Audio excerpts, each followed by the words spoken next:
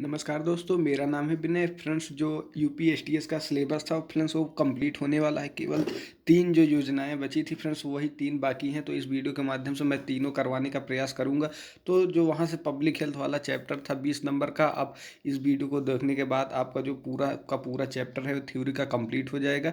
तो इसके आगे बहुत से एमसीक्यूज आते रहेंगे, इसलिए इस वीडियो को पूरा अंत तक देखिए। इसमें फ्रेंड्स मैं आपको राष्ट्रीय एड्स नियंत्रण का कार्यक्रम, राष्ट्रीय रेबीज नियंत्रण कार्यक्रम और जो आयुष्मान योजना है फ्रेंड्स, इस वीडियो में आप लोगों को कराऊंगा। यहाँ से फ्रेंड्स आपको इस वीडियो में कम से कम 10 नंबर का जो क्वेश्चन है डायरेक्ट 20 नंबर में मिल जाएगा। तो फ्रेंड्स वीडियो को अंत तक जरूर देखिए। तो चलिए फ्रेंड्स शुरू करते हैं। राष्ट्रीय एड्स नियंत्रण कार्यक्रम। भारत में एचआईवी संक्रमण एक बड़ी चुनौती है। इस वायरस से कोई भी राज्य मुक्त नहीं है। एचआईवी एड्स भारत की सबसे जटिल महामारी में से एक है, एक चुनौती जो कि सार्वजनिक स्वास्थ्य से परे है। यह समस्या कई क्षेत्रों में विकास उपलब्धियों की भयावहता तथा मानव अधिकारों के मौलिक मुद्दे से उठा रही है। इस महामारी की प्रगति को रोकने तथा संक्रमित या प्रभावित लोगों की देखभाल और सहयोग प्रदान करने की आवश्यकता समाज के सभी वर्गों में अभूतपूर्व प्रतिक्रिया का आह्वान कर रही है। राष्ट्रीय एड्स नियंत्रण कार्यक्रम के तहत स्वास्थ्य और परिवार कल्याण सरकार, भारत सरकार ने दिसंबर सन 2019 में राष्ट्रीय एड्स नियंत्रण कार्यक्रम के दूसरे चरण की शुरुआत की।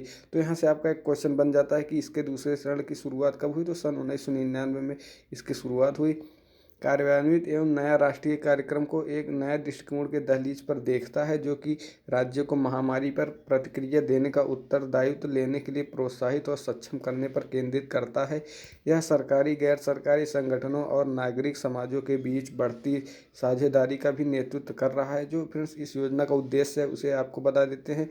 भारत में एचआईवी संक्रमण के प्रसार को कम करना, एचआईवी एड्स को मुकाबला करने की भारतीय क्षमता को दीर्घकालिक आधार पर वृद्धि करना, अत्यधिक गंभीरता को प्रतिबंधित करते हुए भारत में एचआईवी की रोकथाम और नियंत्रण की आवश्यकता है। राष्ट्रीय एड्स नियंत्रण कार्यक्रम की परियोजना का दूसरा चरण राज्य एड्स नियंत्रण समिति और चयनित नगर निगम एड्स नियंत्रण समितियों के माध्यम से राज्यों और केंद्र शासित प्रदेशों, भारत सरकार के सीधे 100% वित्तीय सहयोग करने हेतु एक केंद्रीय परियोजना है। तो यहाँ से जो इसका परियोजना में खर्च है फ्रेंड्स, वो 100% केंद्र सरकार द्वारा, भारत सरकार के द्वारा दिया जाता है।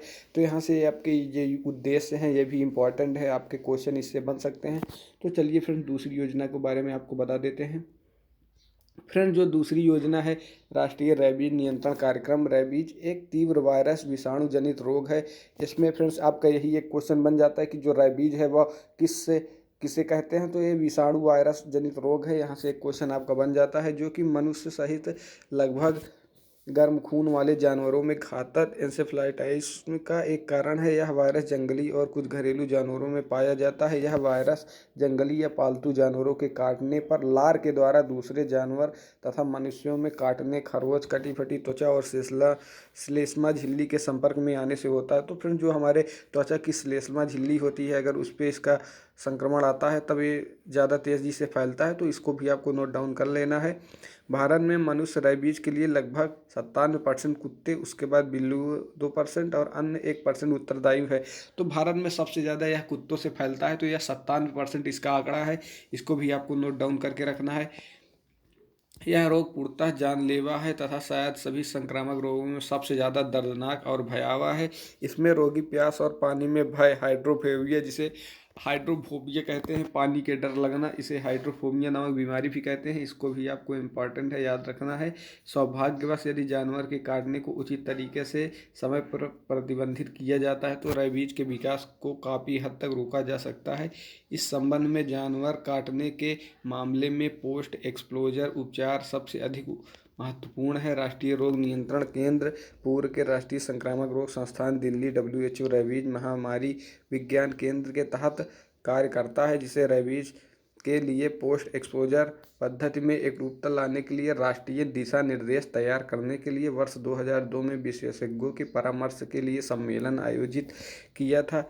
इस क्षेत्र में नए हस्तक्षेपों उपायों के कारण इन वर्षों में इसे और अधिक संशोधित किया गया है। 12वीं पंचवर्षीय योजना के तहत रेबीज नियंत्रण कार्यक्रम NRCP को मंजूरी दी गई। तो यह भी इम्पोर्टेंट क्वेश्चन आपका यहाँ पर बन जाता है कि इसकी 12वीं जो इम्पोर्टेंट है यहाँ पर कब दी गई। तो इसका 12वीं जो पंचवर्षीय योजना है इसको यहाँ पर दी गई है, इसको इम्पोर्टेंट है, याद कर लेना है आपको। मानव घटक, जिसमें सभी जिसमें सभी राज्यों के केंद्र शासित प्रदेशों में लागू किया जा चुका है। राष्ट्रीय रोग नियंत्रण कार्यक्रम के मानव घटकों में से एक नोडल एजेंसी है। मानव घटक के लिए कार्यनीति इस प्रकार है।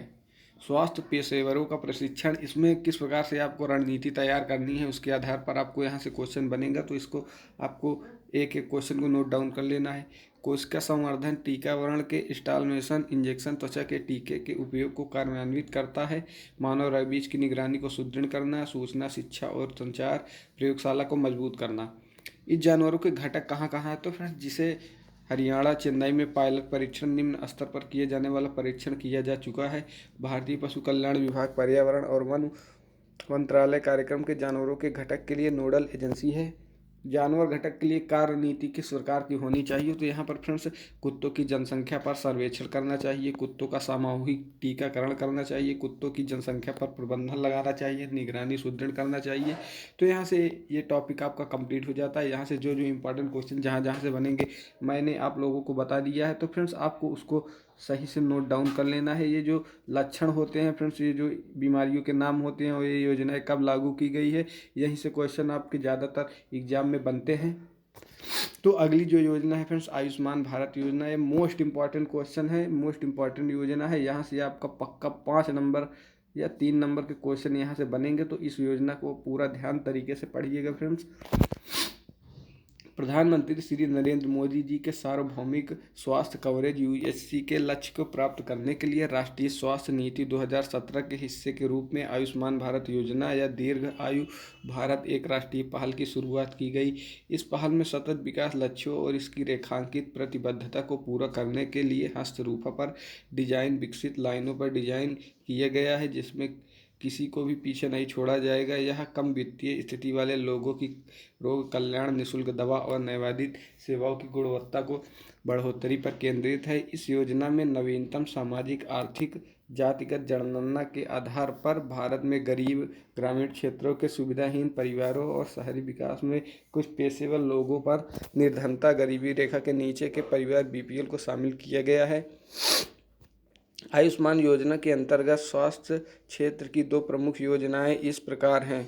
राष्ट्रीय एवं आरोग्य केंद्र की स्थापना, राष्ट्रीय स्वास्थ्य सुरक्षा योजना। तो इसका पहला फ्रेंड्स यहाँ से आ जाता है स्वास्थ्य एवं आरोग्य केंद्र की स्थापना। इस योजना का मुख्य उद्देश्य सुविधा से वंचित गरीब और कमजोर परिवारों के लिए व्यापक प्राथमिक देखभाल केंद्र प्रदान करता है, जो कि अत्यधिक महंगी दवाओं और जांच का खर्च वहन नहीं कर रहे हैं।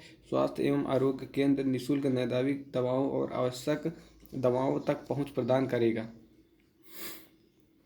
राष्ट्रीय सुरक्षा स्वास्थ्य कार्यक्रम एनपीएस, इस योजना के अंतर्गत देश में किसी भी निजी सूचीबद्ध सार्वजनिक अस्पताल के प्रत्येक गरीब परिवारों को 5 लाख रुपए का जो स्वास्थ्य बीमा है यहाँ पर दिया जाता है। तो फ्रेंड्स ये क्वेश्चन आपका इंपॉर्टेंट यहाँ से बन जाता है कि आयुष्मान योजना में आपको कितने का बीमा मिलता है। तो यहाँ से 5 लाख रुपए का जो सालाना बीमा आपको इस योजना के तहत मिलता है।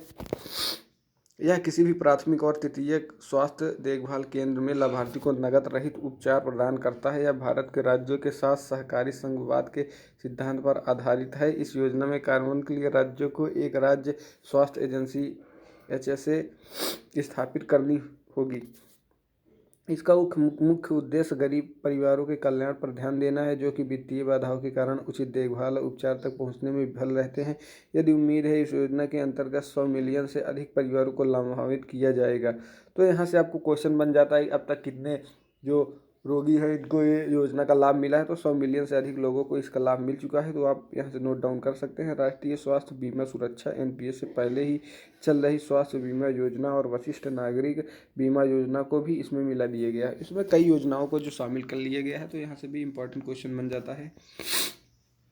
एनएचपीएस की भी विशेषताएं, राष्ट्रीय स्वास्थ्य सुरक्षा योजना के अंतर्गत आने वाले हर परिवार को 5 लाख रुपए का स्वास्थ्य बीमा दिया जाता है। ये जितने फैक्टर हैं फ्रेंड्स आपके मोस्ट इम्पॉर्टेंट हैं। तो यहाँ से जो सारे के इम्पॉर्टेंट फैक्टर हैं ये सबको आपको तैयार कर लेना है, यहीं से आपका क्वेश्चन बनेगा। तो इसको इम्पॉर्टेंट तरीके से आपको पढ़ना है फ्रेंड्स। राष्ट्रीय स्वास्थ्य सुरक्षा योजना का खर्च बीमा के लिए प्रारंभिक वार्षिक दर केंद्र और राज्य सरकारें मिलकर वहन करेंगी। राज्यों और केंद्र शासित प्रदेशों में कोई भी अपने यहाँ इस योजना को संचालित करने के लिए स्वास्थ्य एजेंसी बनाने को कहा गया है।